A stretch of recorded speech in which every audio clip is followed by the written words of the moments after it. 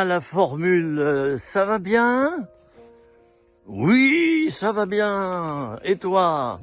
Les gens vont toujours bien, même quand ils vont pas bien. Bon, c'est comme ça. C'est dans notre culture, hein. On n'aime pas dire qu'on va pas. C'est normal, hein.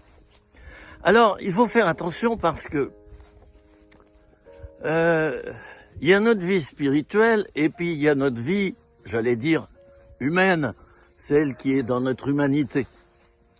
Et quelquefois, on peut très bien ne pas aller bien dans notre humanité, hein, mais aller très bien spirituellement. Et l'inverse est vrai.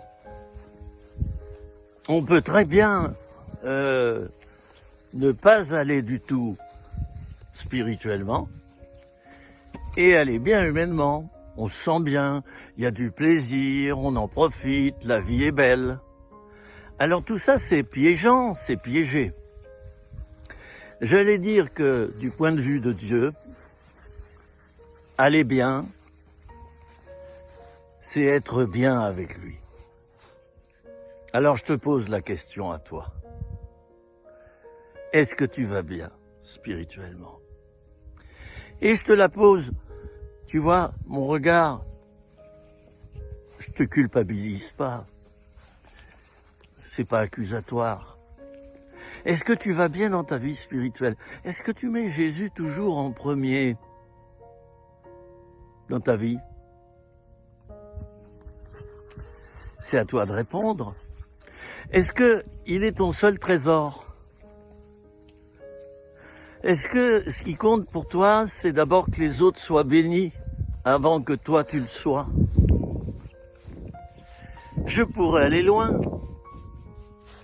Est-ce que tu donnes au lieu de chercher d'abord à recevoir?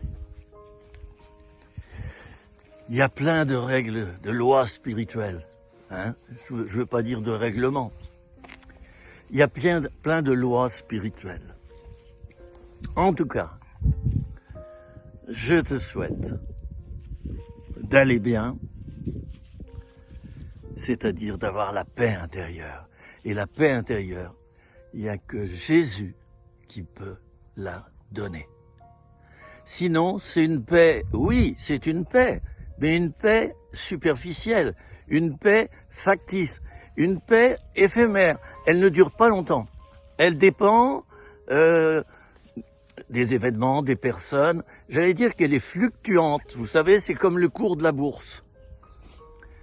Tandis que la paix de Dieu, hein, qui surpasse toute intelligence, on peut l'avoir 24 heures sur 24 et 365 jours sur 365 jours.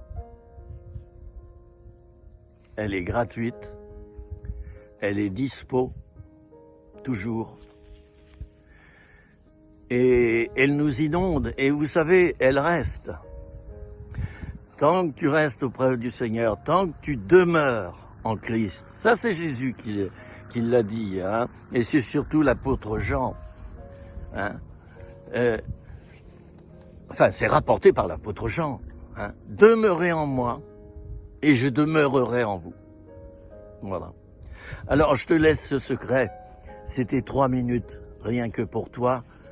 Demeure en Jésus, premièrement, et la conséquence, c'est que Jésus demeurera en toi. Ne fais pas l'inverse. Seigneur, quand j'aurai vu que tu demeures vraiment bien en moi, je demeurerai en toi. Tu inverses complètement l'ordre biblique des choses. C'est à toi de demeurer en Jésus. Et la conséquence, c'est qu'il demeurera en toi. Alors, change peut-être les choses s'il faut les changer. Allez, je t'embrasse avec affection, avec amour. C'est l'amour de Dieu. Et vous savez, l'amour de Dieu, il est inconditionnel. Et certains chrétiens n'y croient pas. Ils ne croient pas qu'on puisse aimer quelqu'un qui nous a fait du mal. Ils se disent, mais il est un peu zinzin celui-là. Ou c'est faux, il dit qu'il l'aime, mais c'est faux. Il lui a fait tellement de grâce qu'il ne peut pas l'aimer. Mais si, il l'aime de l'amour inconditionnel de Dieu. Et ça, c'est un miracle. Bisous, à bientôt pour de nouvelles vidéos.